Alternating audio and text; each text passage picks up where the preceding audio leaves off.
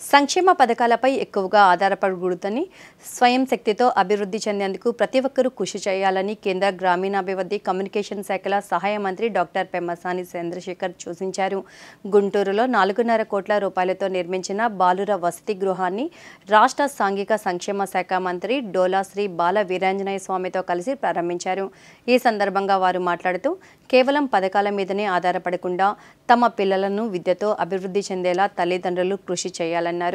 విద్యారంగం అభివృద్ధి చెందేలా 143 కోట్ల రూపాయలు బీసీ హాస్టళ్ల అభివృద్ధికి కేంద్ర సహకారంతో కేటాయించామన్నారు.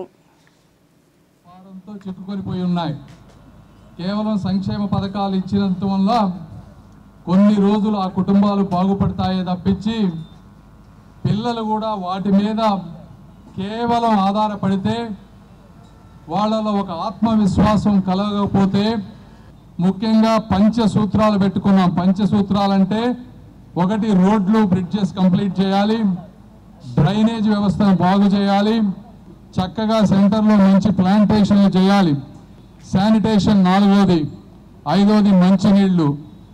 సంక్షేమ పథకాలు కేవలం మీకు ఆధారం మాత్రమే. వాటిని బేస్గా చేసుకొని మీరు బేసిక్ అవసరాలకు ఆలోచించకుండా నెక్స్ట్ మీ అంతటా మీరు కాళ్ళ మీద నిలబడి ఆర్థిక స్వాతంత్రాన్ని తెచ్చుకునే విధంగా పనిచేయాలి.